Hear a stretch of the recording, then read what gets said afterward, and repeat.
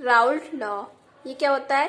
किसी भी सॉल्यूशन को आइडियल सॉल्यूशन बनाने के लिए सबसे आवश्यक कंडीशन यह है कि वह राउल्ट लॉ को फॉलो करे। जैसे आप कोई भी एक सॉल्यूशन है, आपको उसको आइडियल सॉल्यूशन बनाना है, तो उसमें सबसे पहले आपको एक कंडीशन लगानी होगी कि जो सॉल्यूशन है वो राउल्ट लॉ को फॉलो करना चाहिए। ये राउल्ट लॉ क्या होता है देखते हैं। The vapor pressure of a liquid present in a solution is equal to the product of its mole fraction and its vapor pressure in the pure state. The vapor pressure of a liquid, किसी solution में present liquid का जो vapour pressure है, vapour pressure means बाष्प दाब, वो किसके equal होगा?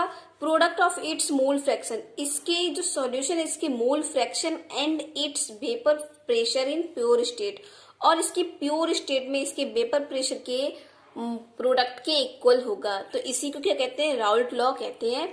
The vapour pressure of a liquid present in a solution is equal to the product of its mole fraction and its vapour pressure in a pure state. आपको ये याद रखना है कि किसके प्रोडक्ट के बराबर होता है? Product of its mole fraction and vapour pressure in the pure state. जो वेपर प्रेशर हो वो किस स्टेट में हो? प्योर स्टेट में हो, और इसका मोल फ्रैक्शन के जो प्रोडक्ट होता है वही क्या होता है? इसके वेपर प्रेशर के बराबर होता है। इसी को क्या कहते हैं? राउल्ट लॉ कहते हैं। माना सॉल्यूशन के आई कंपोनेंट का वेपर प्रेशर Pi है तथा इसके मोल फ्रैक्शन Xi है एंड इसके प्योर स्टेट में इसका वेपर प्रेशर Pi नॉट। क्या माना है? इसके प्योर स्टेट में जो वेपर प्रेशर है वो क्या है? Pi not. तब राउल्ट लॉ के अकॉर्डिंग जो राउल्ट लॉ क्या था कि इसके मोल फ्रैक्शन और प्योर स्टेट में इसके वेपर प्रेशर के प्रोडक्ट के बराबर होता है। तो जो Pi क्या है? इसका वेपर प्रेशर है, तो vapour pressure Pi is equal क्या होगा? Pi not into Xi।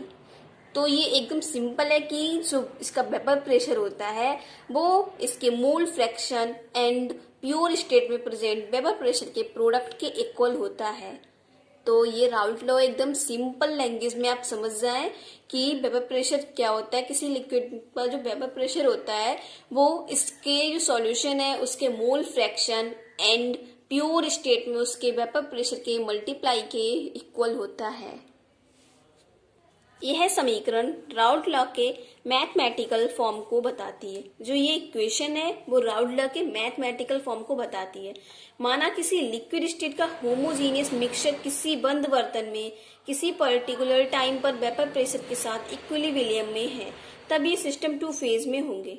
यहाँ पे क्या बोल रहा है कि माना किसी लिक्विड का जो स्टेट है वो होमोजीनियस मिक्सचर, किसी लिक्विड स्टेट का जो होमोजीनियस मिक्सचर है वो बंद बर्तन में, किसी बर्तन कैसा है? बंद है। किसी बंद बर्तन में किसी पर्टिकुलर टाइम पर, एक पर्टिकुलर टाइम है उस पर जो उसका वेपर प्रेशर के इक्विलिब्रियम में है, तब ये सिस्टम क्या होगा? टू फेज में एग्जिस्ट करेगा। टू फेज इसकी होंगी। कौन कौन सी फेज होंगी इसकी? गैसेस फेज, और सेकंड क्या होगी? Liquid phase. ये फेज कब बनेगी? जब जो लिक्विड स्टेट का जो होमोजेनियस मिक्सचर है वो बंद बर्तन में ले रहे हैं और उसका जो पर्टिकुलर टाइम पर जो उसका वेपर प्रेशर है वो इक्विलिब्रियम में है। तो क्या टू फेज एग्जिस्ट करेंगी? Gases phase and liquid phase. माना किसी कंपोनेंट आई के लिए दोनों फेज, यहाँ पे जो दोनों फेज है उसके लिए क्या माना कि माना किसी कंपोनेंट आई के लिए दोनों फेज में केमिकल पोटेंशियल को निम्न इक्वेशन के द्वारा शो करते हैं। यहाँ पे क्या बोला है? जो दोनों फेज निकली हैं उनके लिए केमिकल पोटेंशियल को, जो केमिकल पोटेंशियल की इक्वेशन है उनको निम्न प्रकार शो करते हैं। सबसे पहले क्या है? Mu I G is equal to mu I not G plus R T log F. ये एल एन क्या है? इसको लॉग बोलते हैं। सॉल्ट में लिखा है एल एन, तो इसको क्या बोलेंगे? Log F I. तो वेयर जो म्यू आई जी, ये जी क्या है? ये गैस स्टेट में है। कौन सी स्टेट है? गैसेस फेज के लिए है। तो म्यू क्या है? यहाँ पे केमिकल पोटेंशियल है। Mu I not I component के लिए है, तो आई आ गया है यहाँ पे। Mu I naught is equal mu I not G plus R T log F I. इसको क्या माना? इक्वेशन 1। इसी तरह हम लिखेंगे लिक्विड फेज के लिए, तो क्या आएगी? Mu I L is equal to mu I not L plus R T log A I. तो आपको ये नोट करना है कि लिक्विड फेज के लिए यहाँ पे क्या लेते हैं, एक्टिविटी ए आई लेते हैं, एंड गैसेस फेज के लिए क्या लेते हैं, एफ आई फुगासिटी लेते हैं। तो आपको ये 2 पॉइंट यहाँ पे नोट रखने हैं कि लिक्विड फेज के लिए ए आई लेंगे एंड गैसेस फेज के लिए एफ आई लेंगे। तो इनको इक्वेशन 1 एंड 2 मानेंगे, where F I and A I is fugacity and activity. जो एफ आई है वो क्या है, फुगासिटी, एंड ए आई क्या है, एक्टिविटी है। एंड म्यू आई नॉट जी जो क्या गैस फॉर्म में है, and mu I naught L gases and liquid में आई कंपोनेंट का प्योर स्टेट में केमिकल पोटेंशियल है। चूंकि नॉट लगा हुआ है तो क्या होगा, प्योर स्टेट में होगा। तो क्या है यहाँ पे, प्योर स्टेट में इनके केमिकल पोटेंशियल हैं। इक्विलिब्रियम की कंडीशन में बोथ पोटेंशियल इक्वल होते हैं। जब कंडीशन कैसी हो, इक्विलिब्रियम, तो उसमें क्या होता है, जो बोथ केमिकल पोटेंशियल होते हैं वो क्या होते हैं, इक्वल होते हैं। मींस जो म्यू आई गैसेस फॉर्म है वो इक्वल होगा म्यू आई लिक्विड फॉर्म के। तो यहाँ पे देखते हैं, तो यहाँ पे वैल्यू रखेंगे म्यू आई गैसेस फॉर्म की और म्यू आई गैसेस फेज की जो वैल्यू है वो यहाँ पे पुट करेंगे। तो म्यू आई गैसेस फेज की वैल्यू क्या थी, देखिए म्यू आई गैसेस फेज की वैल्यू है mu I not I gases phase plus R T log F I. मैंने आपको पहले ही बता दिया है कि गैसेस फेजेस के लिए एफ आई लेते हैं जो कि क्या है, फुगासिटी, एंड लिक्विड फेज के लिए ए आई लेते हैं जो कि क्या है, activity. Mu I liquid phase के लिए क्या है, mu I not liquid plus R T log A I. तो ये वैल्यूज हम पुट करेंगे यहाँ पे। म्यू आई गैसेस फेज की वैल्यू ये है and mu I liquid phase की वैल्यू ये है।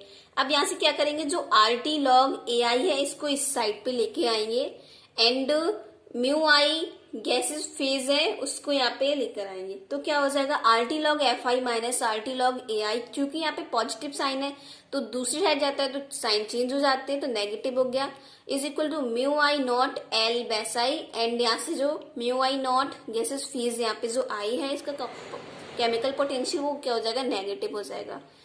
चूंकि आपको पता होगा जो लॉग यहाँ से सबसे पहले आपको आर टी कॉमन मिल रहा है, तो क्या बचेगा आपके पास, log F I minus log A I अंदर बचेगा, जो कि जो नेगेटिव में होते हैं लॉग तो वो अपॉन में चेंज हो जाते हैं। तो क्या हो जाएगा यहाँ से R T log F I upon ए आई।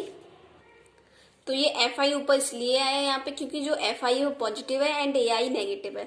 जो नेगेटिव पार्ट होता है वो अपॉन में आता है, जो पॉजिटिव पार्ट होता है वो ऊपर आता है। तो log F I upon A I is equal क्या हो जाएगा, म्यू आई नॉट एल माइनस म्यू आई जी, ये सेम रहेंगे। यहाँ से क्या करेंगे, आर टी को इसके अपॉन में पहुंचा देंगे। देखिए यहाँ से जो आर टी है इसको क्या किया, इसके अपॉन में पहुंचा दे, तो क्या आ जाएगा, log F I upon A I is equal to mu I naught L minus mu I not g is upon R T.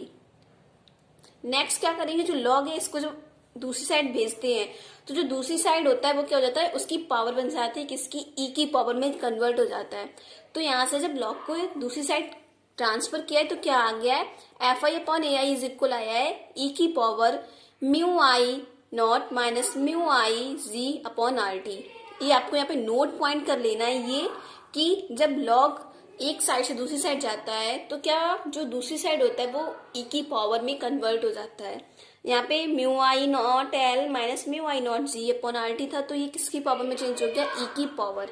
ये यहाँ पे क्या है, ई की पावर म्यू आई नॉट एल माइनस म्यू आई जी अपॉन आर टी। ये आपको note point कर लेना है। यहाँ पे देखिए, यहाँ पे जो आई ई की power mu not I minus mu not I जी माना गया है, क्या मान लिया है इसको, यहाँ पे जेड मान लिया गया है क्योंकि ये लिखने में ज्यादा बड़ा हो रहा है। तो यहाँ पे क्या मान लिया है, f I upon A I is equal Z. इसको क्या दिया है, क्वेश्चन 3 नेम दिया गया है। यहाँ तक आप समझ गए होंगे। कंपोनेंट की प्योर स्टेट में A I is equal 1 and F I is equal F I not होता है। जो कंपोनेंट आई माना गया है उसकी अगर प्योर स्टेट ले तो प्योर स्टेट में क्या होता है, जो ए आई एक्टिविटी होती है वो क्या बन के इक्वल होती है। एंड फुगासिटी जो एफ आई होती है वो क्या होती है, इसके प्योर स्टेट के केमिकल पोटेंशियल के प्योर स्टेट की फुगासिटी के बराबर होती है।